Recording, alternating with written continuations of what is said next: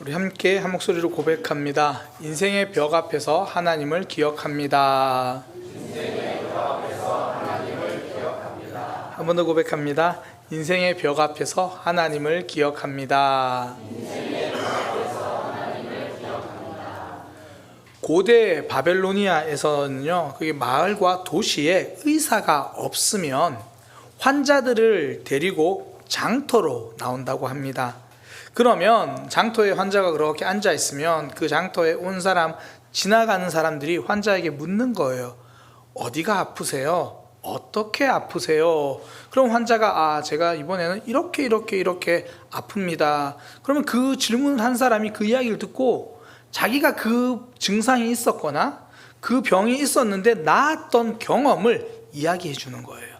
저는 그런 일이 있을 때 이 약을 먹었습니다. 저는 그 상황 속에 이렇게 하니까 나았습니다. 혹은 본인이 그런 경험은 없지만 주변에서 그렇게 해서 그런 증상, 그런 상황에서 치유된 것을 보았으면 그때 이 풀을 달여서 먹으니까 좋았습니다. 이렇게 알려주는 거예요. 그래서 장터를 지나가는 사람 누구라도 그렇게 환자가 있으면요, 그냥 지나치지 않고 물어봐야 한다는 겁니다. 그러니까 몸은 아프고 의사는 없고 그때 다 함께 치료법에 대해서 고민을 한다는 거죠. 답을 찾아가는 겁니다. 저는 이 내용을 보면서 정말 멋있다, 정말 지혜롭다, 그런 생각이 들었어요. 그럼 또 한편으로는 얼마나 답답하면 서로 저렇게라도 할까, 그런 생각이 들더라고요. 그 답을 모르는 질병, 나름 어떻게든 나아보려고 했는데 해결되지 않는 그런 상황, 그런 문제를 만났을 때 어떻게라도 답을 찾고 싶어서 장터로 나가는 그 환자의 마음, 어쩌면 이것이 오늘날 우리의 삶입니다. 인생에서 누구나 벽을 만나죠. 그때 나 혼자 답을 찾을 수 없으니까 장터라도 가고 싶은 거예요. 요즘은 정말 장터로 나갑니다. 인터넷이라는 장터에다가 검색을 합니다. 편두통이 있을 때 어떻게 하나요? 어금니가 계속 아픈데 병원을 가야 하나요? 장터에 가서 물어서 의사가 알려주기 전에 이미 본인이 다 처방을 해서 의사한테 가서 이렇게 말한다고 하죠. 제가 무릎이 아프니 무슨 약을 처방해 주세요. 의사가 그게 무슨 말이냐고. 그러면 아니 다른 약은 다 이런 부작용이 있고 저런 부작용이 있다고 하니 이거 주세요. 답답해서 찾은 정보를 또 의사를 넘어서려고 막 그런 사람. 근데 그 마음은 알아요. 누구라도 내 삶에 답이 되었으면 좋겠다 싶어서 그거 붙들고 있잖아요. 그런데 삶에서 우리가 벽을 만났을 때요, 답을 찾는 것도 중요하지만 그보다 더 중요한 것이 있습니다. 벽을 인정하는 거예요. 내 힘으로 극복할 수 없는 벽도 있다는 거. 안타깝게도 건강이 그렇잖아요. 아무리 건강관리 잘한다고 해도 갑자기 찾아오는 질병은 우리가 그럴 수 있다고 인정을 해야죠. 또 우리 가족들도 그렇고, 자녀들, 부모님, 배우자, 형제, 내 힘으로, 내 방법으로 안 되는 벽이 있다는 걸 인정하는 거죠.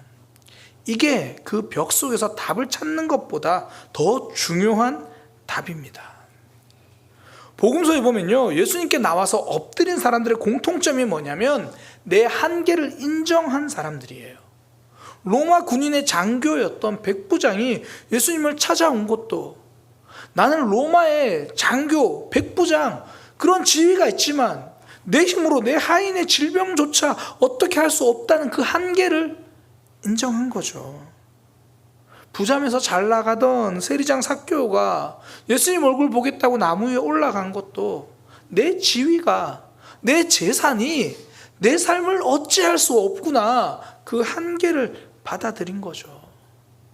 맹인이 예수님 앞에 선 것도, 귀신 들린 딸을 둔 어머니가 예수님께 찾아온 것도, 이건 내 힘으로 안 되는, 내가 넘을 수 없는, 내가 뚫고 갈 수 없는 벽이란 걸 받아들이고 인정한 거죠. 우리의 삶에 이 벽을 인정할 때 하나님을 찾게 됩니다. 그때 하나님의 일하심을 경험하는 거죠. 성경에서 이스라엘 백성 그 나라가 망할 때의 모습을 보면 참 안타깝고 슬픈 게 뭐냐면 이스라엘 백성들이요 끝까지 자신들의 한계를 인정하지 않습니다. 나라가 바벨론에 망하게 생겼는데도 왕들과 신하들이 그걸 인정하지 않아요. 그러니 하나님이 보내신 선지자 예레미야의 말을 끝까지 듣지 않고 외면해요. 귀를 막아요. 벽을 인정하지 않으니까 이겨낼 수도 없는 거예요. 우리 삶에 찾아온 벽을 좋아하는 사람은 없습니다. 누구나 피하고 싶은 게 인생이고 그 삶의 벽 누구나 뚫어낼 수 있으면 뚫어내고 싶죠. 그런데 그게 안 되는 벽도 있잖아요. 직장에서 왜 스트레스 받습니까? 내 힘으로 안 돼서 그렇잖아요. 내 뜻대로 안 돼서 그렇죠. 저 직장 상사 정말 나라면 말을 저렇게 안 했을 텐데 내 마음대로 안 되는 사람이니까 우리가 힘들죠. 가족들과도 마찬가지입니다. 언제가 가장 힘듭니까? 우리 가족이 속썩일 때가 가장 힘든 게 아니라 그 사람이 내 마음대로 안 될 때가 가장 힘들어요. 내 뜻대로 안 되니까, 내가 내 뜻대로 하려고 하니까 힘든 거죠. 그래서 먼저 필요한 거 벽을 인정하는 거예요. 내가 어찌할 수 없는 한계가 있다. 그것을 받아들이고 인정하는 거. 그때부터 하나님을 붙들고 하나님을 기억하게 되죠. 하나님을 기대하게 되죠. 이것이 성도의 삶입니다. 그래서 문제가 생기면 우리는 그걸 기도 제목이라고 말하잖아요. 하나님 붙들겠습니다. 그리고 말씀 보면서 내 삶의 답을 찾잖아요. 하나님 왜 이렇게 제 앞에 넘어설 수 없는 벽이 있습니까? 여기에 대해서 하나님의 뜻이 무엇인가요? 말씀을 보면서 찾는 거죠. 인생의 벽 앞에서, 나의 한계 앞에서 하나님을 기억하는 것, 이것이 믿음입니다. 오늘 본문에 보면요, 크게 세 가지의 삶의 한계가 나와요. 먼저는 지혜의 한계고요, 또 권력의 한계고요, 그리고 마지막 경험의 한계입니다. 이렇게 인생의 한계, 그런 삶의 벽 앞에서 성경은 무엇라고 말하는지, 하나님은 어떤 마음으로 말씀하시는지 함께 좀 살펴보겠습니다. 먼저는 지혜의 한계입니다. 9장 13절부터 10장 4절까지 지혜에 대해서 이야기를 해요. 주로 이제 지혜의 힘에 대해서도 말을 많이 합니다. 이전에 한 도시에 가난한 지혜자가 있었다. 비록 가난하지만 정말 지혜로운 사람이 있었다는 거예요. 어느 날 이 도시가 다른 나라 군대에 공격을 받은 거예요. 그 도시보다 훨씬 큰 나라가 훨씬 많은 군대를 가지고 포위했습니다. 그런데 이 도시 안에 있던 가난한 지혜자가 그 어려움 속에 도시를 구했다는 거예요. 계략을 써서 그들을 물리쳤는지, 아니면 직접 찾아가서 지혜로운 말로 단판을 짓고 물러가게 했는지 그건 나오지 않지만 어쨌든 그 가난한 지혜자 덕분에 성을 지켰다는 거죠. 여기까지만 보면 그래, 정말 가난한 한 지혜자, 정말 그 작은 한 사람이 한 도시보다 그 지혜가 힘이 있구나, 그런 생각이 들어요. 그런데 오늘 본문에서 계속 이어서 하는 말이 뭐냐면, 그런 지혜자도 나중에는 잊혀지게 되더라. 지혜라면 모든 것을 다 알고 최고의 결정을 할 것 같은데 정작 자기 자신의 초라한 미래는 보지 못한다는 거예요. 고대 중국에는 점을 치기 위해서요, 이 거북이를 굽습니다. 그래서 이 거북이의 등껍질이 갈라진, 불에 갈라진 모양을 보고 이 미래를 점쳐요. 그래서 그 위에다 글씨를 써서 이 거북이를 태우기도 하고 그래요. 이런 모습을 보고 장자가 이렇게 말했습니다. 세상의 앞날을 알려주는 거북이가 자신의 앞날은 몰랐구나. 세상의 앞날을 알려주는 거북이가 자기가 불에서 구워져서 죽을지는 몰랐다는 거예요. 지혜라는 게 그렇죠. 우리가 주변 사람이 아픔이 있고 힘듦이 있으면 정말 꼭 필요한 조언들을 잘 해주잖아요. 이건 이렇게 하면 되고 저건 저렇게 하면 되고. 그런데 정작 내 삶에서 아픔이 찾아오고 어려움이 찾아오면 내가 아는 이론이 아무 소용이 없어요. 내가 아는 지식이 아무런 도움도 안 돼요. 그리고 지금까지는 내가 지혜로운 결정을 잘 해왔다 하더라도 그 한 번의 실수와 그 한 번의 잘못된 결정으로 이전의 모든 삶이 다 의미 없게 만들어지는 그런 순간도 있더라는 거예요. 그게 오늘 본문이 말하는 겁니다. 18절에 보면 지혜가 무기보다 나으니라. 그러나 죄인 한 사람이 많은 선을 무너지게 하느니라. 수많은 사람들이 지혜롭게 결정해서 잘 가는 것 같은데 한 사람의 잘못으로 그게 다 의미가 없게 만들어진다는 거예요. 10장 1절에 보면 죽은 파리들이 향기름을 악취나게 하는 것 같이 적은 우매가 지혜와 존귀를 난처하게 만드니라. 뭐 공동체적으로도 그렇지만 본인의 삶도 그렇잖아요.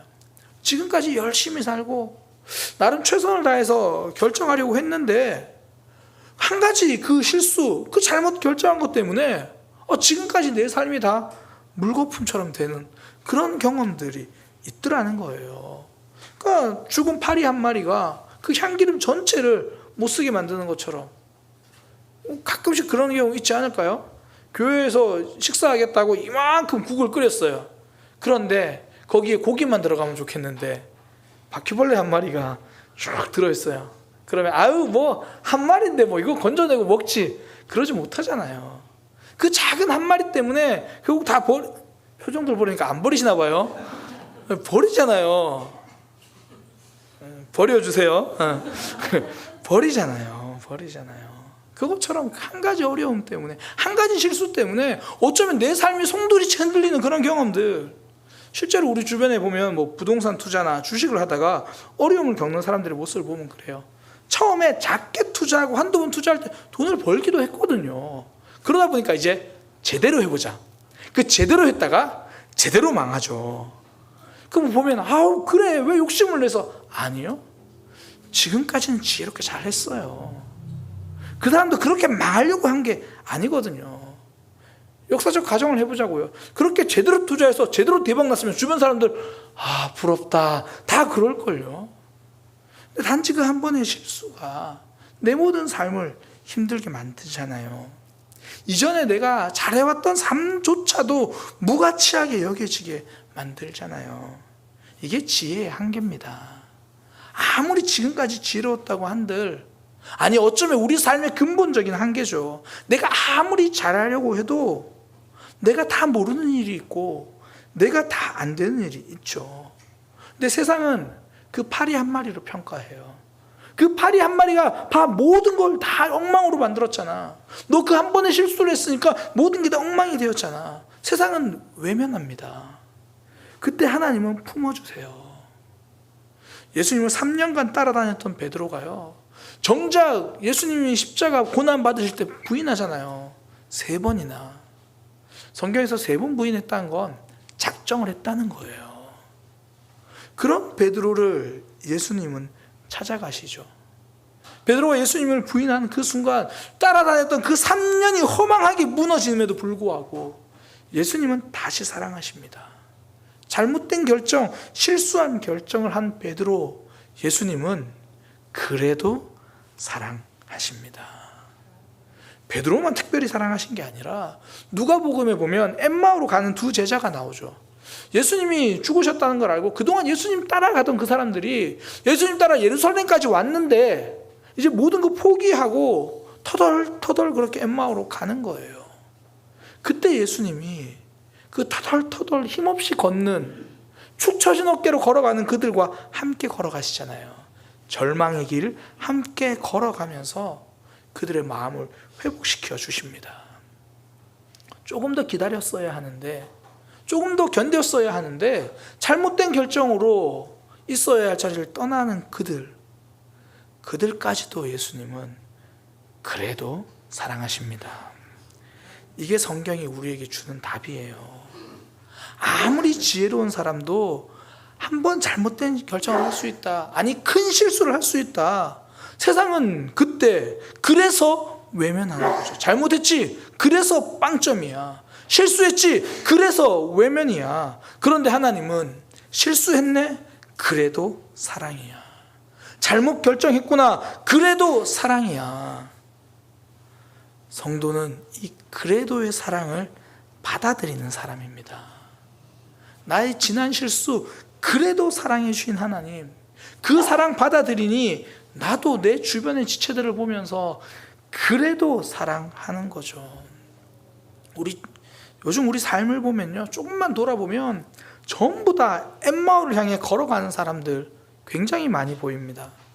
한 번의 실수로 주눅 들어버린 이들, 자책하면서 스스로 감옥을 만들어 놓고 거기에서 빠져나오지 못하는 이들, 그런 이들에게 예수님이 동행해 주시고 다시 일으켜 세워주는 거죠. 자책하며 엠마오로 가는 처진 어깨 다시 붙들어주는 그 사랑이 요즘 어느 때보다 그립습니다. 그렇게 다시 붙들어주는 그 사람이 그립습니다. 성도가 바로 그런 사람이 될 수 있습니다. 우리가 그레도의 사랑을 받았으니 우리도 우리 주변에 있는 사람 그레도의 사랑으로 품어주는 거죠.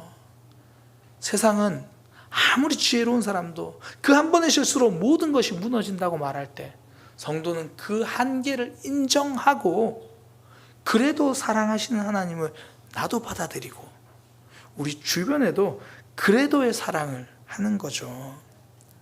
한 번의 실수가 모든 것을 무너뜨리는 것처럼 여겨질 때가 있습니다. 그게 지혜의 한계예요. 그때 그래도 품어주시는 하나님 붙들고 다시 일어서는 저와 여러분이 되기를 소망합니다. 두 번째는요, 권력의 한계예요. 10장 4절부터는 왕에 대한 이야기가 쭉 나와요. 주권자가 내게 분을 일으키거든, 그러니까 임금이 왕이 너에게 화를 내거든, 너는 그 자리를 떠나지 말라. 오히려 겸손하게 공손하게, 그러면 네가 잘못했더라도 용서받을 수 있다. 여기까지는 왕 앞에서 어떻게 처신해야 하는지 모습을 보여주는 것 같아요. 근데 계속 이어온 내용을 보면요, 결국 그렇게 모든 것을 주관할 수 있는 것처럼 보이는 주권자 왕도 잘못된 결정을 하더라는 거예요. 그 다음 구절이 그렇습니다. 내가 해 아래에서 한 가지 재난을 보았노니 곧 주권자에게서 나오는 허물이라. 그러면서 하는 말이, 어리석은 사람이 높은 지위에 앉아있고 부자가 낮은 자리에 앉아있는 패단을 보았다, 이렇게 말해요. 그러니까 어리석은 사람이 그 자리에 있으면 안 되는데 그 자리에 있고, 부자들, 여기서 말하는 게 돈 많은 사람들이 높아져야 된다 그 말이 아니라, 여기서 말하는 부자는 자격 있는 사람, 존귀한 사람, 그런 의미예요. 그러니까 자격 있는 사람이 마땅히 그 자리에 앉아야 하는데 그들이 자리에 앉지 못하고, 또 뒤에서 말하는 종이 말을 타고 오히려 이 고관들이 걸어가고, 이게 그 자리에 있어야 할 상황들을 그렇게 하지 못하는 잘못된 결정을 이야기를 하는 거거든요. 그러니까 왕이, 다른 사람이 그 앞에서 눈치 보고 조심해야 할 만큼 대단한 권력이 있었지만 오히려 그 권력 가지고 지금 제대로 결정을 못했다는 거예요. 자리에 있어야 할 사람을 내리고 그 자리에 있으면 안 되는 사람들을 올리고 모든 질서가 지금 뒤죽박죽 무너지는 모습을 이야기하는 거죠. 권력의 한계입니다. 내가 힘이 있다고 생각할수록 오히려 그 질서 안에서 움직여야 하는데, 내가 힘이 있다고 생각하니까 질서를 무시하기 시작하는 거죠. 내 힘으로, 내 권력으로 임의대로 일을 처리하는 거예요. 근데 우리 삶에서 이런 경우 많이 보잖아요. 특히 사람들이 급하면 질서부터 생략을 합니다. 단순하게 줄 잘 서 있다가도 마감인 밖으로 막 달려가서 그 줄이 무너지고, 급하니까, 이게 더 중요하니까, 내가 힘이 있으니까 그 질서를 자꾸 생략하려고 해요. 민주주의 비용이라는 말이 있습니다. 어떤 결정을 할 때 사람들의 의견을 듣고 수렴하는 동안 시간도 걸리고 돈도 들어요. 근데 이걸 민주주의 비용, 꼭 필요한 비용이다, 이렇게 말합니다. 만약에 우리 장안동의 답심리 지역에 큰 발전소를 하나 세운다고 생각을 해봅시다. 그러면 정부에서는 발전소를 살 부지를, 땅을 사요. 비싸게 주고 막 사는 거예요. 땅을 사니까, 정부가 산 땅이니까 정부가 그냥 이제 건물을 올려야겠다, 발전소 지어야겠다고 지으면 되는데, 독재는 그렇게 짓습니다. 근데 민주주의는 그렇게 짓지 않아요. 어떻게 하냐면, 땅은 다 준비되고 모든 게 다 준비되었어도 주민들을 모아서 공청회를 하죠. 주민들을 모아서 그들의 생각을 듣고 그들의 의견을 듣고 또 주민들을 설득합니다.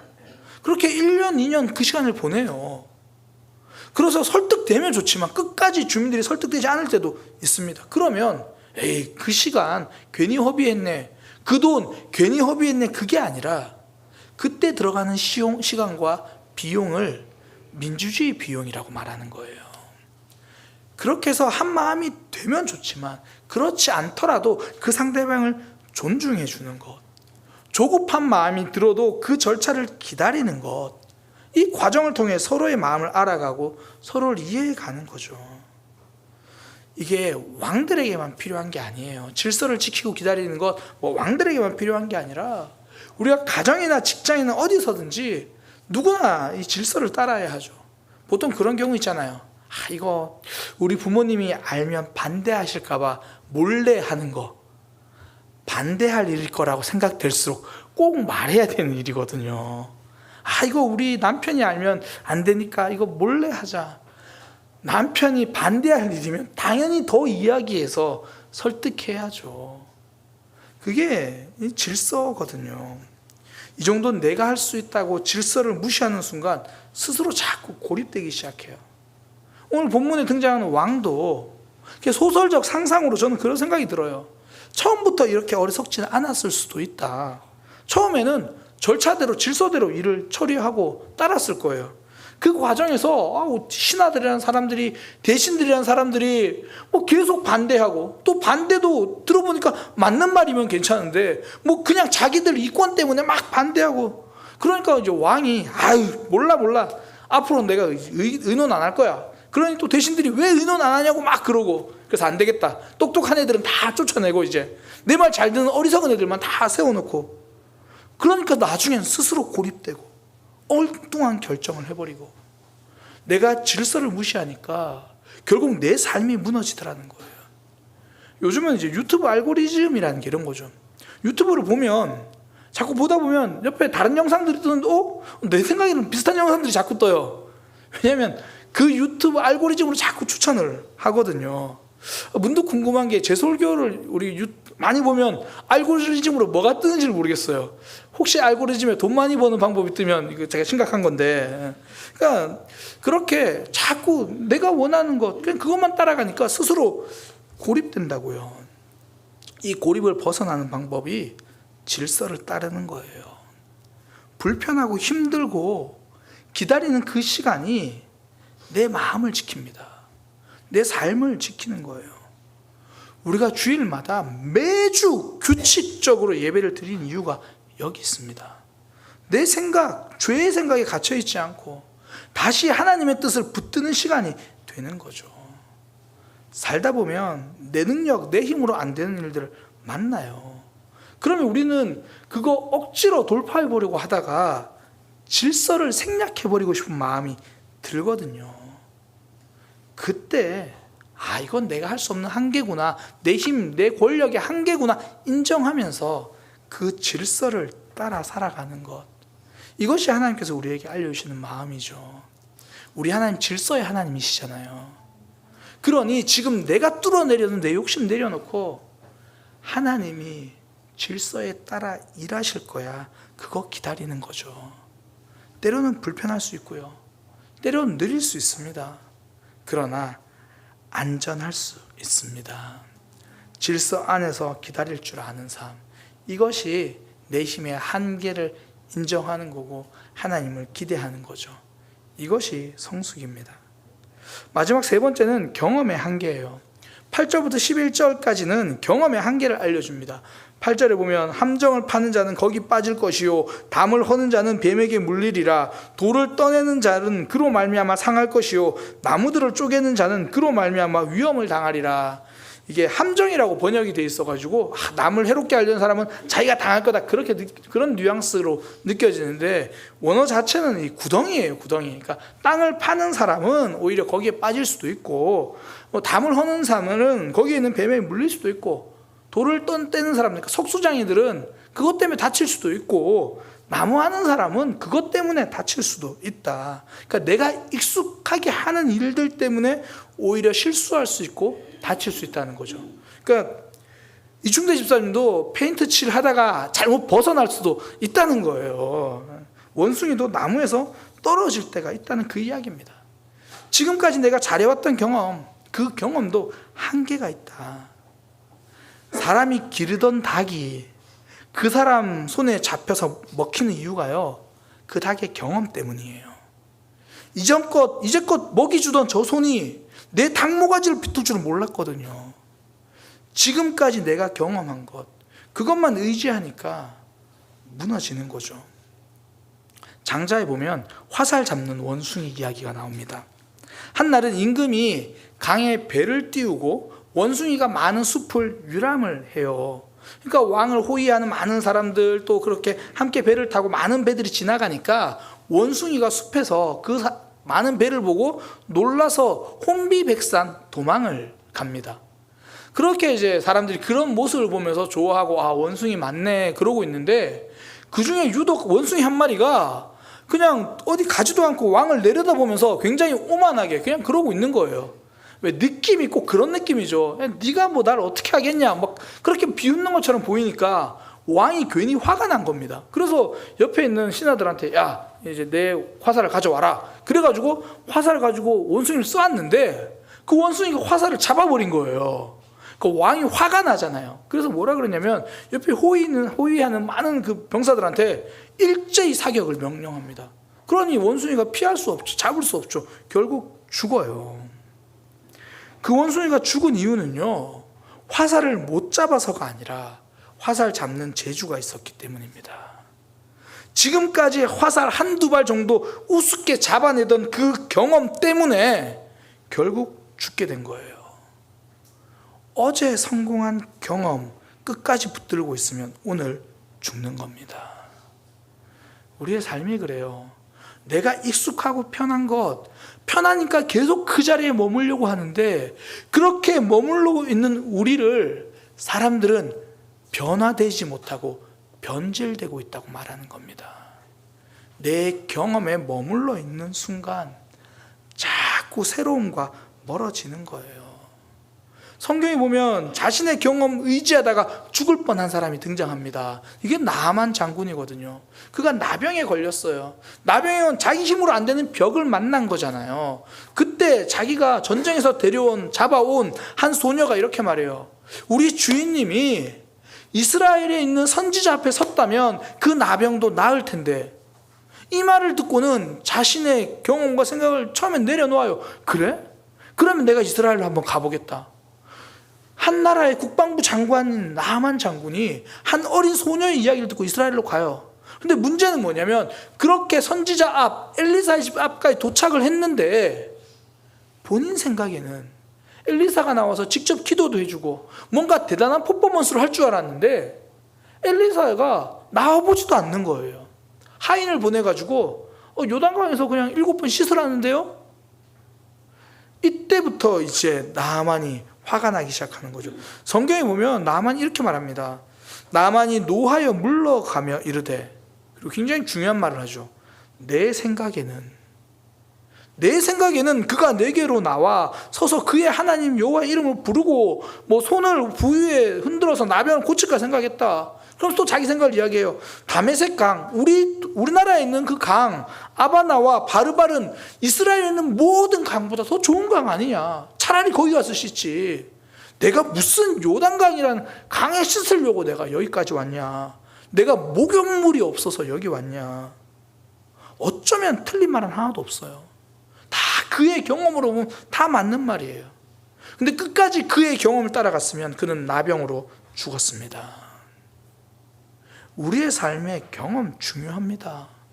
그러나 그 경험만 따라가면 익숙함을 버리지 못해요.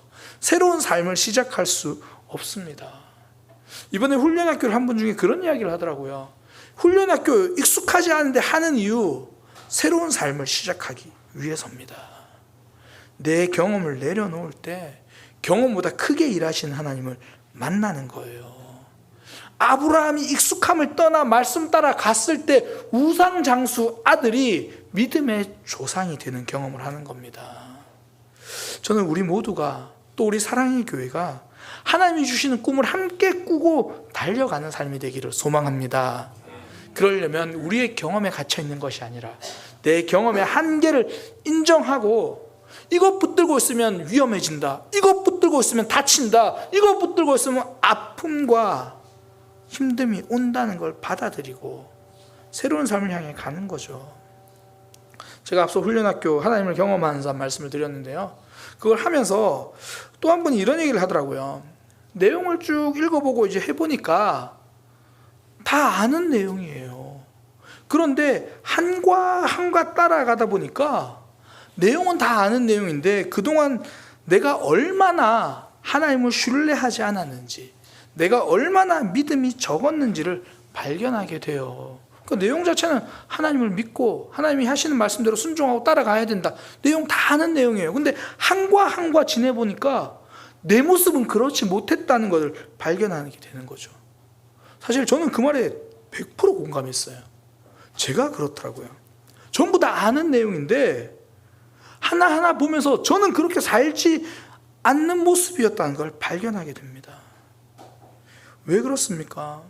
제 경험대로만 살려고 했던 제 모습이 보여지는 거예요. 그너머 일하신 하나님을 경험하기 위해서는요, 하나님이 초청하는 새로운 그 길에 아멘하고 걸어가야죠. 그때 새로운 삶을 경험합니다. 내 경험은요, 언제나 나의 한계에 부딪힙니다. 성도는 그때 하나님을 붙들고 하나님을 경험하는 삶을 살아가는 거죠.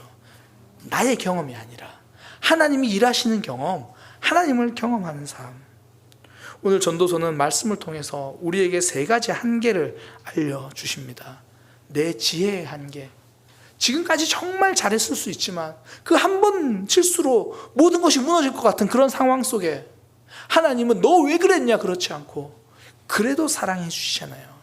그 사랑을 내가 받아들이고 나 또한 다른 이들을 그렇게 사랑하는 것, 이것이 지혜의 한계를 인정하고 받아들이는 삶입니다. 그럴 수 있지. 그러니 그래도 사랑하겠다. 2번째, 권력의 한계예요. 내 힘으로 어쩔 수 없는 일을 만나면 그거 돌파하겠다고 자꾸 질서를 무시하게 되는 하나님, 그러지 않겠습니다. 내 힘, 내 권력, 내 능력의 한계를 인정하고 질서 안에서 살아가겠습니다.